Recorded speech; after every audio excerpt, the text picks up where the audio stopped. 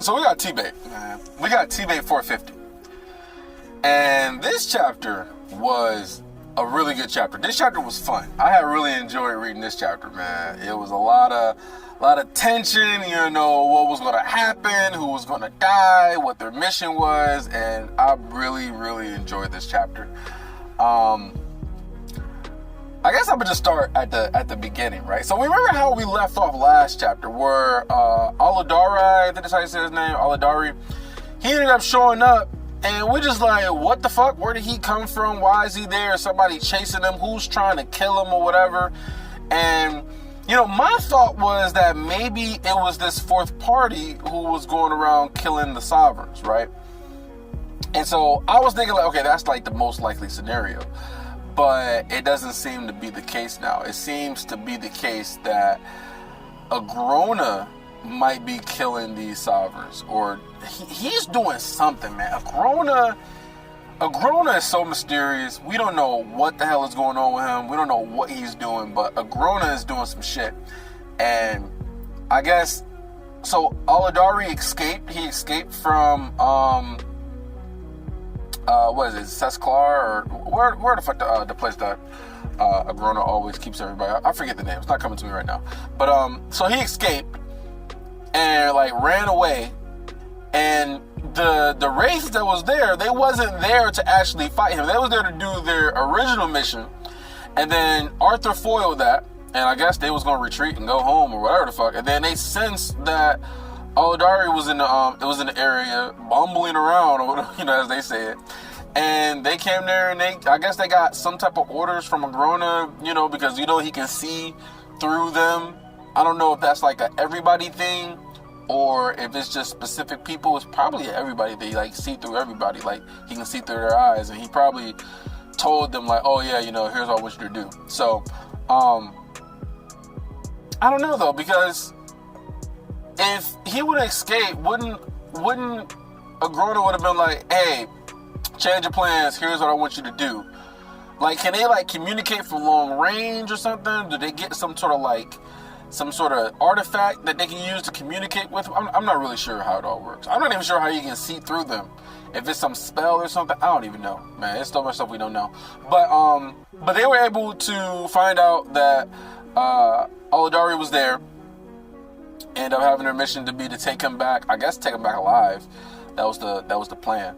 But maybe not in one piece. You know, if he kept on challenging them or whatever. But yeah, man, this fight was crazy. It was the same shit that Arthur had to deal with when he first fought the wraith. You know, the metal cage web type of thing, the poison. You know, the poison that they had, and just from fucking everything, poison seeping through all the parts of your body, the electricity, like the combination, the combining of spells that they use to take people down, it was crazy. And, you know, ultimately he was no match. He was no match for them at all. Saris, man, I know Saris was just like shocked to see him even like that. I don't know what the hell is going on. Like, why is Agrona is not trying to kill the sovereigns? Why is he trying to capture the sovereigns? Like, what the hell happened? Like, what plans is he making to cause him to just start killing the sovereigns? Like, now that I'm thinking, did Agrona kill the one scythe that was found in the throne room or whatever, with all the mana gone or whatever? Like, was that really Agrona? Like, did he prepare this ahead of time, knowing that Cecilia was going to be there? And like, I don't know. Like, it has to be a fourth party who took the third keystone from the ruin, or from the ruin, and it has to be, right? We don't know for sure, but we're thinking so. But now with the sovereigns being like attacked by Agrona and the wraiths, like, we're just kind of like, I don't really know exactly what he's doing. Like, I don't know. Like, why? Like, cause me, I was like, why take out the sovereigns? You know, the sovereigns are one of your battle forces, right? Even though they're not like, you know, as strong as the wraiths, but they're still fucking strong. They can still go in and wreak some havoc, right? So why try to get rid of them when you can still use? I mean, I know they're scared, and I know they're like, you know, kind of, they're obeying due to fear, right? So there's not like a whole lot of loyalty, I guess, in a sense. It's more so like, fear-based, but I don't know, man. It was crazy. But Ceres, Cyrus, and Lyra, they're just in the middle of this crazy-ass fight between fucking, extremely powerful beings, and they're just doing the best that they can to save people from the collateral damage. The stray spells, the fucking black ice, the lightning, the soul fire from the blood just getting splattered everywhere, and it's crazy. And then we know that Ceres is not at full strength because of what she had, endured in the relics, was keeping the gate closed and them, using her mana that entire time. And she was up for like a week straight, 5-6 days straight, some shit like that. Like, she went through it. And then we know with her, being as stoic as she is, she just keeping a straight face, and she's able to hide it very well. Her fatigue and, how damaged she is. And so Lyra was able to see exactly the extent of her abilities, or at least lack thereof at this point, her lack of mana because of everything she went through. So yeah, it was bad. But she was doing the best she can with her void nullification magic type shit. So that's interesting. Lyra was really cool in this chapter because, I was thinking, okay, is she really this good of a person? Does she really care about these people? She really cares about these Alacrians and the people. She called them, family, taking on, the Dicathan, word for their loved ones, calling them family. She was saying blood doesn't really fit anymore. And just, think about the stuff she was talking about, how they said that some of the Dicathans and the, or Dicathians and the Alacrians, they got together, started families and shit. So she was talking about that, she really genuinely cares. And, she went to the point where, she was trying to shield everybody with her spell. And then Seth was there, and, sitting duck Seth, and she literally just shielded him, put her whole life on the line, was I'm gonna just do my best, at least when I go out, you're gonna know that I tried to protect you. She was willing to sacrifice herself to save Seth, some boy that she barely knew, who just showed up there. And I'm just man.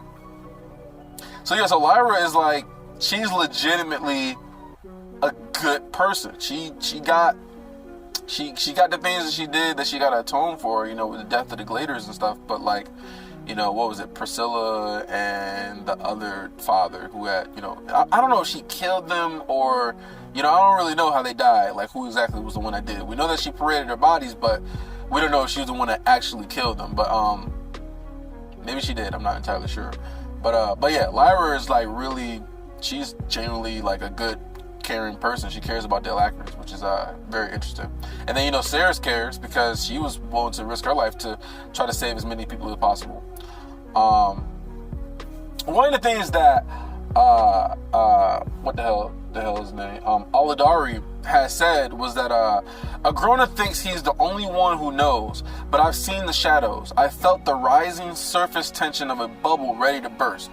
So we know that the Basilisks are researchers, right? We know that they're researchers, or scientists in a sense, right? They experiment, they try to learn more about so what exactly does he mean by he's seen the shadows? He thinks he's the only one that knows about the rising surface tension? So does that mean that something's about to happen? Something's about to burst or something? I'm really curious as to what Aladari knows. And also we gotta think about that disc. What is on that disc that he gave to Ceres? So he has some vital information, something that they need to know. But yeah, man, I wasn't expecting this. I wasn't expecting for the fight to just happen right away. He was so terrified. He was just, he was in so much fear. on his knees, clawing in her robes, like, help me, save me, I command you. I'm just like, what the fuck is going on, man? It was crazy. But yeah, man, and now he going back, so I guess whatever information he knows, or, man, a groaner, he's doing some shit. He's doing some crazy shit right now. But, also I want to touch on this point. So this web, bro, this black web that they use is so devastating when you get caught in it. And I knew that once she talked about that black web and he was caught in it, and you got the lightning, you got the freezing, you got the lightning, you got the freezing, you got the poison. I knew after that, I'm like, yeah, this is a wrap. This fight's over. You know, it was like the beginning of the end once he got caught in that web, because he was saying he got caught in a black web of blood iron. So I got a blood iron web. Poison cuts his body. Electricity goes through the blood iron. So you got poison, you got electricity, and you got just the blood iron spikes itself cutting his skin. The poison going through all the cuts. Electricity going through his body. And then you got ice freezing over all of it to freeze him and weigh him down. I'm just like, man, it's a wrap. It was a wrap after that. And then we gotta look at the casualties, right? So then you got the casualties, and there's a lot of people died. Hundreds of people had died. And we know for sure that Hector Ainsworth had died. You got the Plains Runner brothers. They ended up dying. And then you got Anvald Torpor. They ended up dying too. At least like some of the named people who died in this chapter. So they all are gone. So, you know, rest in peace to them. But man, Lyra and the Tempest Warp, right? So when she was talking about, I gotta get Arthur, and then, Sirius gave her the Tempest Warp, and then once she was like about to imbue it into, I'm like, okay, so here's what I was thinking. I was thinking that it wasn't going to be Arthur that was going to show up. I was thinking, listen to me for a second. Because I got a video that I'm coming out with soon. I'm gonna tell you about it at the end of the video. But I got a video I'm coming out with that has to do with this. But I was thinking that it wasn't gonna be Arthur that was gonna show up. I thought it was gonna be the Lances that was gonna show up. I thought that it was gonna be Veray, Micah, Byron, from doing all their training, unlocking their cores. Maybe they got a power up from the artifact thing, not the artifact thing, but with the shit. It's called the that gives them the runes, the emblems and the regalias or whatever, the staff that they unlock. I thought that maybe they got some runes, got some power-ups and stuff, and I thought that the Lances was going to show up, and the Lances was going to show up and show what they're capable of now, how they're so much stronger, and they're either going to hold off the wraiths or potentially be able to defeat them, maybe not defeat them, but maybe like hold them off. They probably could, because if everybody combined together, you got Sirius, you got Saurith, you got Lyra, you got Aladari, and then you got the three Lances versus the four signs. I thought that, or the four wraiths, I thought that they was going to show up and they was going to somehow either defeat them or force them to retreat, and that they was going to be the saviors to save them and shit. And I thought that maybe that was going to happen. Maybe they was going to go to the portal, or maybe they somehow found out about what happened and they all flew down there. That's what I was thinking. But none of that shit happened. You got Axeface showed up. He sliced the portal in half. Maybe hopefully Arthur can kind of like repair it. But yeah. And then, them thinking that Arthur was going to come, didn't show up. Man, I was really hoping the Lances was going to show up. That would have been a good time to show how strong they've gotten, right? Because I'm going to do a list. I'm doing a list of like power levels of not everybody in the story, but a lot of the main characters in the story. I'm going to do a list of like power levels, and I got the Lances ranked, and I'm just like, okay, they showed up and did some shit, they gonna go higher on the list, but they didn't show up. But But yeah, so she sacrificed herself. She was about to just literally just get killed by the X-Face guy, and I guess he felt pity and just left him alone, and went back to the focus, the task on taking care of the Sovereign. So that was interesting. But I guess Seth has some type of shield emblem that kind of stuck out to me in this chapter. He had some, I took a note of it. He had some shield emblem, and I guess Lyra was like surprised by it. Him using it the one time, I guess, used up all his mana and sent him into like close to backlash or something like that. So I'm not sure what this shield emblem is. Maybe it's not really a shield because it was like a question mark. So I'm not really sure about that. So maybe Seth has some power up like coming, or you know, some new ability that's going to be coming. So we know that the wraiths, right? We know that the wraiths was there, and they said that they was going to kill a couple dragons. Now, I'm not sure if they were going to try to kill, what is it? Is it Sharon, I think? I'm not sure if they were going to try to kill him, but maybe just a couple of the dragons that was like... My thing is, why, though? Why would Agrona send the wraiths there to just kill a couple dragons? Like, is he just trying to send a message? Is he trying to get them to panic and like him to run back to Kez's and be like, oh my God, Kez, you know, he's stronger than we thought, you know, the race that came there, you know, because you know how cocky they are. So I'm really like, what the hell is Agrona planning? Why did he want to just kill a couple dragons? And I don't know, man. I don't know. But yeah, so because Arthur showed up, the dragons didn't get killed, but they was going back and they sensed Olidare's mana, and they was able to come there and, you know, take him out. And in the meanwhile, the collateral damage killed a bunch of Alacrians. And so, you know, that's some of the consequences of doing that. But Lyra, man, the end of it, Lyra, man, I'm gonna read this part, because this shit was like, I was like, what? She just really said this to him? Like, oh shit, like, oh yeah, you better go, because you don't want to deal with Arthur if he shows up. And I'm just like, oh shit, she team Arthur over here. She Arthur fangirl over here, man. I'm just like, oh shit. So she was like, I recognize your name, Wraith. It was one even Cadell said with a note of fear, named among the nameless and faceless. You must truly be a terror on the battlefield. And yet, I noticed there are only 4 of you. Well, 3.5. I always thought there were meant to be 5 wraiths to a battle group.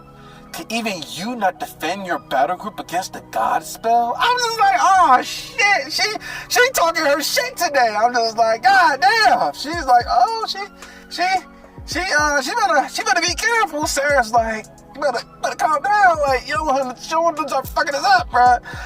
But yeah, she was so pissed, man. She was so pissed, and the only person she can think of that could save them would be Arthur, man. Like, Arthur's the only one. Like, ain't nobody up there. Ain't nobody else up there. So yeah, so this is dope. So now she gotta go back and let Arthur know what happened. Give him this disc. I don't know what's on this disc, though. Some vital information. Maybe he's gonna take the disc and give it to Gideon and Ren. You know, what is Gideon and Ren cooking up? We don't even know what they cooking up yet, man. They haven't cooked it up. So yeah, it's a lot of shit going on, but they need some power-ups. But listen, so I'm making the power levels, right? I'm gonna do the power levels of most of the characters in the story. And the wraiths, man, the wraiths have went up. After this chapter, the wraiths went up, because I didn't know for sure if the wraiths were as strong based on the fight with Arthur. Like, I knew that they were strong, right? Because the way I'm gonna do this power system thing is that I'm gonna have my tiers, but then I'm gonna also consider, like, you know, the battle strength of just one individual, but then also the battle strength of the teams that collectively, right? So like the Wraith as a team, what their battle strength is. And I always knew they were strong, but now this chapter kind of confirmed for me that the Wraiths individually are stronger than the Scythes. Like, just one of the Wraiths are stronger than the Scythes. If not stronger, then maybe like just as strong, right? But I think stronger. So that really went up for me. And then just their total ability, it was only 4 of them. They only needed 4 to take out Aladari, and they came out with minimum damage. I mean, one person's face got fucked up and lost an arm, but they said it was just an arm, so I'm guessing they can somehow find a way to like regrow that arm. But yeah, so they got like moderate damage, not a whole lot, because they wouldn't have full strength because they didn't have their 5th member. But I mean, they took out a sovereign like easily with just the 4 of them. It was quick too. So yeah, they went up. They went up, man. These wraiths are, I didn't think they were that strong, man. They are really no joke. They are no joke. That's crazy. But yeah, so that's where I'm at. So I got the power rankings, power levels coming out here soon. I'm kind of still, I'm just about done with the list and the ratings and stuff, and so I'm going to be, I got to make some graphics. I got to do some type of graphics or something to get it to like look the way I want it to look. But that should be coming out here soon. You know, probably. I'm not even gonna put a time frame on it. It should be coming out here soon. So stay tuned for that. But yeah, this chapter was dope. This chapter was really good, really enjoyable. I'm wondering where we're gonna start off in the next chapter. And yeah, I'm hyped, man. I'm hyped for what's gonna be coming in the future, man. The story is still doing good. You know, got its ups and its downs. You know, got its okay chapters. They got the really good chapters. But yeah, this is dope. So stay tuned for that video, and I'll check you guys out. Like the video, appreciate y'all going and listening to the end, man. Give me a like. Still going on with the reviews and shit, and check you guys out in the next one. Peace.